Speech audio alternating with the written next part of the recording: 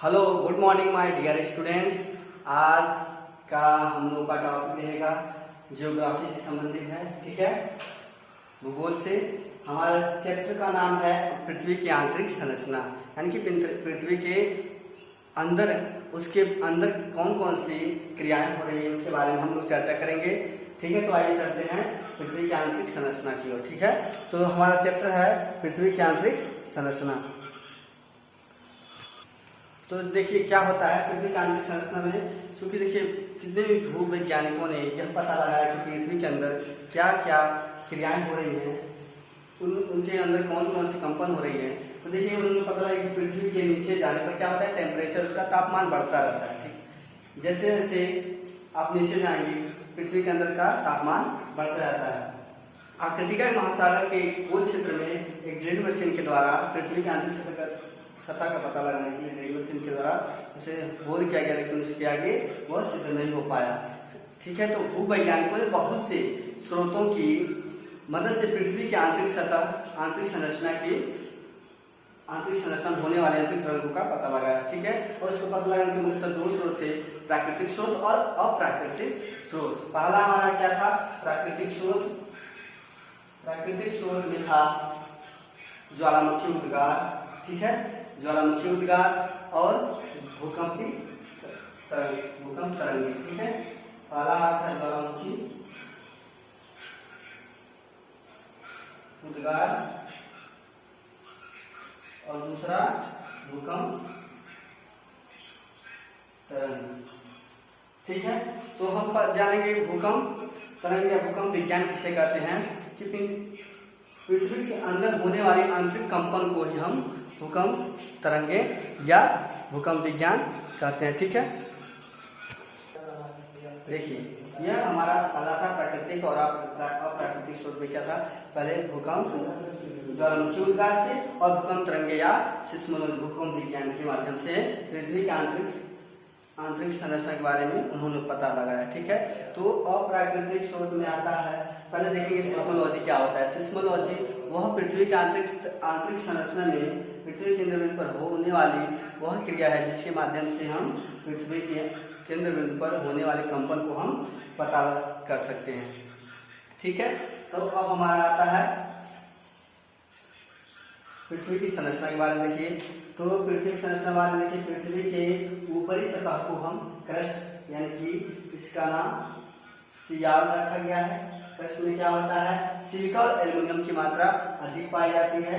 इसके ऊपरी स्तर को हम कहते हैं लिथोस्फीयर के नाम से जाना जाता है। ठीक है, अब देखिए और हमारा दूसरा स्फीयर है पृथ्वी की आंतरिक संरचना का, दूसरा स्फीयर है मेंटल।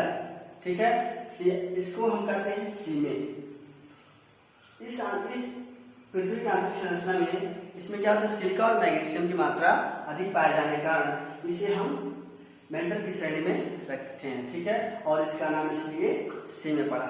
और पृथ्वी की आंतरिक संरचना को देखते हुए सबसे नीचे के परत को कोर या क्रोड के नाम से जाना जाता है, इसे नीचे भी कहते हैं। ठीक है, यह पृथ्वी के केंद्र बिंदु होते हैं।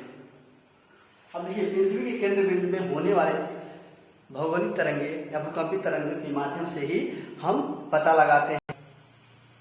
देखिए, तो इस प्रकार से वैज्ञानिकों ने यह पता लगाया कि पृथ्वी के ऊपरी भाग से आंतरिक भाग में आने पर क्या होता है, तापमान बढ़ रहा है। प्रेशर बढ़ने के साथ साथ उसका तापमान बढ़ रहा है। इससे यह सिद्ध हो रहा है कि पृथ्वी की जितनी निचली सतह पर जाएंगे वहां पे धातुओं की मात्रा अधिक पाई जाती है। ठीक है, तो अब इसके बाद हम लोग चलते, अब देखिए अगली तरफ के रूप में हम आते हैं पृथ्वी के आंतरिक भाग में होने वाली प्राकृतिक आपदा, जैसे ज्वालामुखी हो गया। ठीक है, ज्वालामुखी क्या होता है, ज्वालामुखी जिस ज्वालामुखी का परिभाषा ये होता है कि जिसके मुख में लावा, अर्थात जिसके मुख में लावा हो, अन्य प्रकार की गैसें, राख आदि होता है, उसे ज्वालामुखी कहते हैं। तो ज्वालामुखी दो शब्द से मिलकर बना होता है, ज्वाला और मुखी। ज्वाला आग से रिलेटिव है, फिर और मुखी जिसका मुख हो, जिसके मुख के रास्ते ज्वाला निकलती है उसे ज्वालामुखी कहते हैं। तो वो ज्वालामुखी को वोल्केनिसिटी या वोल्केनिज्म के नाम से भी जाना जाता है। वोल्केनिसिटी का मतलब होता है ज्वालामुखीयता। ज्वालामुखीयता क्या होता है कि जो प्रोसेस ज्वालामुखी के उद्गार के समय होता है उन सभी प्रोसेस को लेकर के हम ज्वालामुखीयता कहते हैं। तो अब देखिए ज्वालामुखी का उद्गार किस प्रकार से होता है। ठीक है, अब हम देखिए ज्वालामुखी का उद्गार कैसे होता है और कौन कौन से पदार्थ इससे पाए जाते हैं। ठीक है, तो हमारा आता है सबसे पहले पदार्थ कौन कौन से पदार्थ पाए जाते हैं। पदार्थ में सबसे पहले गैस है। ठीक है, इसमें गैस, तो गैस कौन कौन से गैस पाए जाते हैं यह देखिए। गैस में है CO2, N2, SO2। ठीक है, यह हमारे ज्वालामुखी के उद्गार के समय ये गैसें निकलती हैं और इसमें कुछ जलवाष्प की मात्रा भी पाई जाती है। जलवाष्प की मात्रा भी पाई जाती है जिसमें इसका 60 से 90% जलवाष्प पाया जाता है। ठीक, इसमें हमारे ज्वालामुखी के उद्गार के समय क्या होती है 60 से 90% जो जलवाष्प होता है पाया जाता है और अन्य गैसें भी पाई जाती हैं जैसे कार्बन डाइऑक्साइड हो गया, नाइट्रोजन हो गया, सल्फर डाइऑक्साइड हो गया। ठीक है, अब देखिए यहाँ तक समझ में आया आप लोगों को। अब फिर देखिए दूसरा हमारा है विखंडित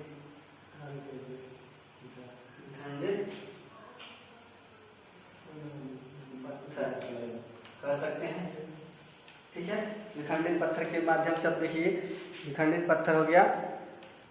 देखिए विखंडित पदार्थ में क्या क्या पाए जाते हैं।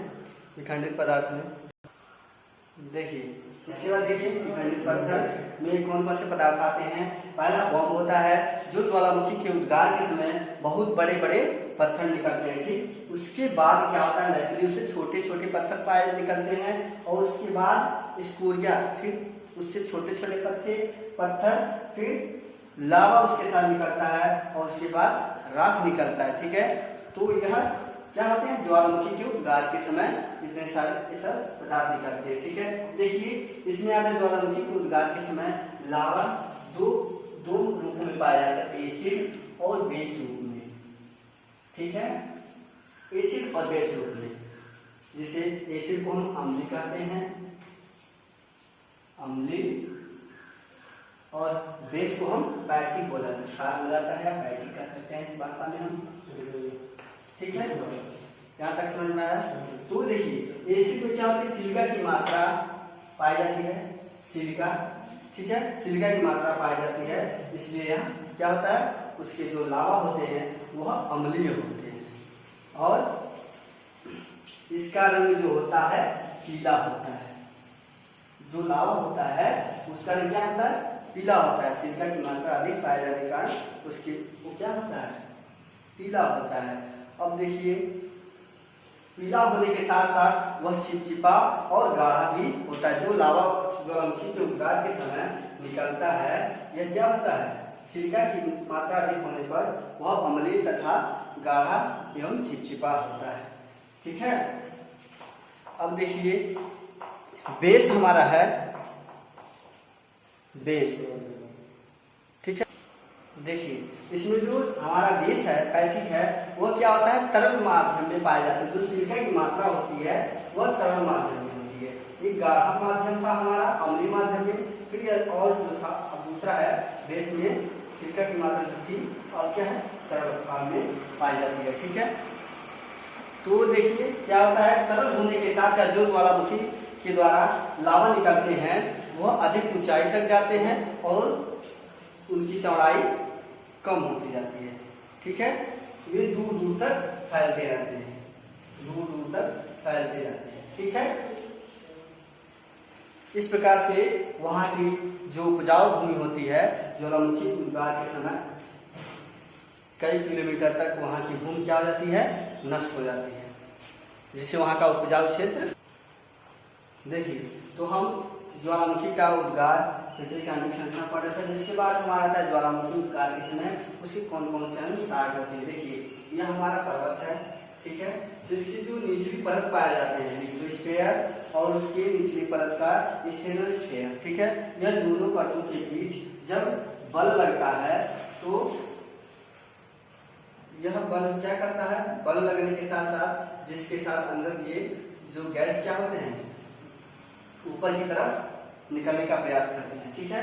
तो इसके ऊपर छिद्र बनाते हैं और इस छिद्र के माध्यम से ही ज्वालामुखी का जो लावा होता है इसके माध्यम से बाहर की ओर निकलता है, जिस माध्यम से यह लावा और अन्य सारे खनिज पदार्थ निकलते हैं उसे हम ज्वालामुखी पाइप कहते हैं। इसे पाइप भी बोला जाता है, ज्वालामुखी पाइप, ठीक है।